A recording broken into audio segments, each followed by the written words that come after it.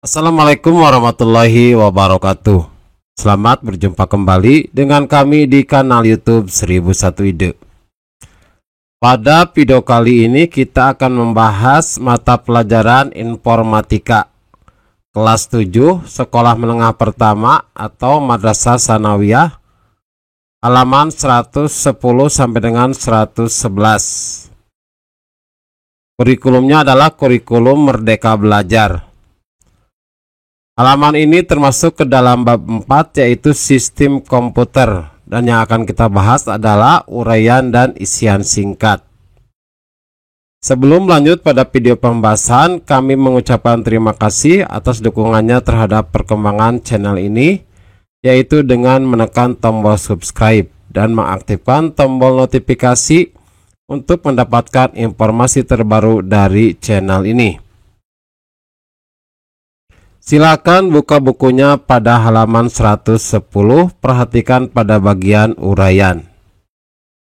Yang pertama, pertanyaannya adalah, Pak Budi seorang arsitek, beliau bekerja di kantor perancang bangunan. Saat ini komputer yang biasa beliau gunakan rusak dan beliau ingin membeli komputer baru. Komputer untuk arsitek membutuhkan instalasi perangkat lunak dengan ukuran besar dan resolusi tampilan layar yang tinggi. Spesifikasi komputer seperti apakah yang kalian rekomendasikan? Jadi yang harus kita perhatikan bahwa untuk dua poin penting yang harus kita perhatikan. Yang pertama, bahwa untuk arsitek itu adalah membutuhkan instalasi perangkat lunak yang cukup besar. Ini berhubungan dengan RAM, maka RAM-nya harus mempunyai memori yang tinggi. Yang kedua, resolusi tampilan layar yang tinggi. Nah, resolusi tampilan yang tinggi ini berhubungan dengan PGA card. Jadi PGA card-nya juga harus tinggi. Jadi jawabannya adalah komputer dengan spesifikasi RAM dan PGA card dengan kapasitas memori yang tinggi. Nomor 2, deskripsikan kedua prangti berikut sesuai fungsinya dan buat tabel perbedaannya menurut pengetahuan kalian. Perhatikan di sini ada dua gambar. Ini adalah gambar touchpad. Touchpad itu sudah tertempel di laptop, dan satu lagi adalah mouse wireless. Dua-duanya sama untuk menggerakkan kursor. Perbedaannya adalah, pertama, pada touchpad itu melekat pada laptop, jadi dia menempel pada laptop, sedangkan mouse wireless jadi perangkat tambahan dihubungkan dengan USB port atau sensornya. Nah, ini yang bagian ujung yang kecil ini nanti ditempel di perangkatnya, yaitu di laptopnya.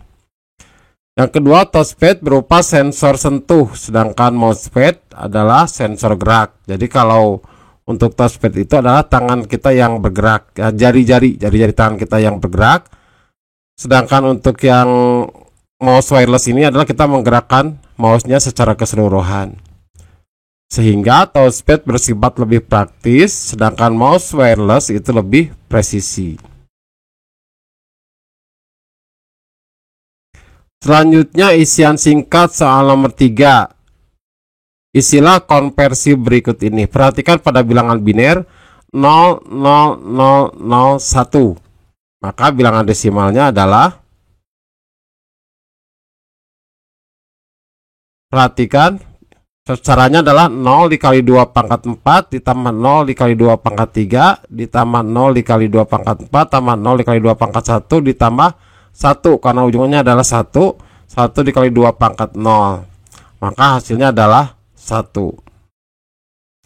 Terus bilangan binernya adalah 10111.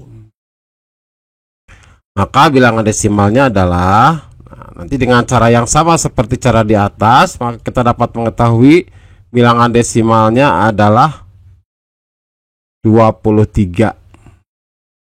Caranya adalah seperti ini.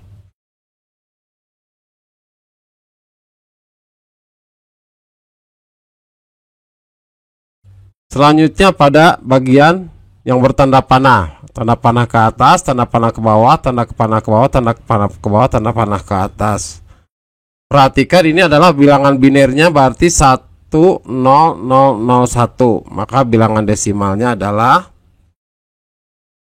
1 dikali 2 pangkat 4 ditambah 0 dikali 2 pangkat 3 ditambah 0 dikali 2 pangkat 2 ditambah 0 dikali 2 pangkat 1 ditambah 1 dikali 2 pangkat 0. Ingat, berarti ini satunya adalah yang 1 kali 2 4 ditambah 1 dan 1 dikali 2 pangkat 0.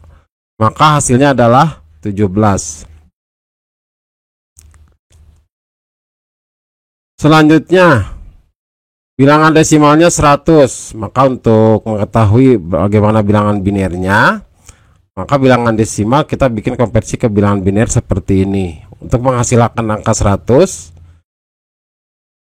itu dari 1 dikali 2 pangkat 6 ditambah 1 dikali 2 pangkat 5 ditambah 0 dikali 2 pangkat 4 ditambah 0 dikali 2 pangkat 3 ditambah 1 dikali 2 pangkat 2 ditambah 0 dikali 2 pangkat 1 ditambah 0 dikali 2 pangkat 0. Maka total hasilnya adalah, total jumlahnya adalah 100.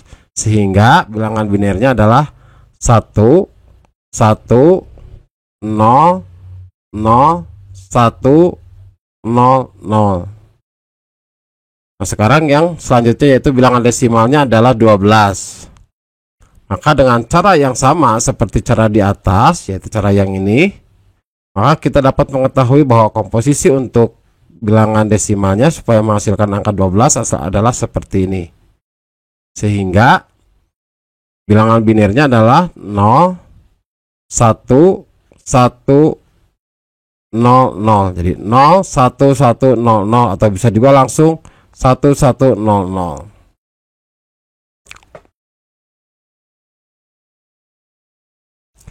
Sekarang soal nomor 5, isilah titik-titik pada kolom kosong tabel berikut. Pertama adalah nomor 1. Fungsi aplikasinya adalah mempermudah pekerjaan yang berkaitan dengan dokumen, mulai tahap pembuatan maupun penyuntingan, seperti brosur, surat, laporan, dan sebagainya. Nah, aplikasi yang biasa digunakan untuk membuat surat, brosur, ataupun laporan adalah Microsoft Word, OpenOffice, terus satu lagi itu Google Docs. Nah, jenis software aplikasinya adalah termasuk pengolah kata.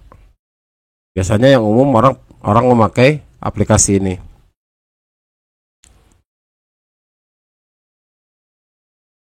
Nomor 2, ini contoh aplikasinya adalah Google Chrome. Jenis software aplikasinya adalah layanan internet, maka fungsi aplikasinya adalah untuk mengakses web. Dan pada bagian nomor 3, di mana fungsi aplikasinya adalah memudahkan pembuatan tabel, mengolah data berbentuk angka, statistik, mengolah laporan keuangan, dan sebagainya. Contoh aplikasinya adalah Microsoft Excel, OpenOffice Calculator, dan Google Sheet. Jenis software aplikasinya adalah Spreadsheet.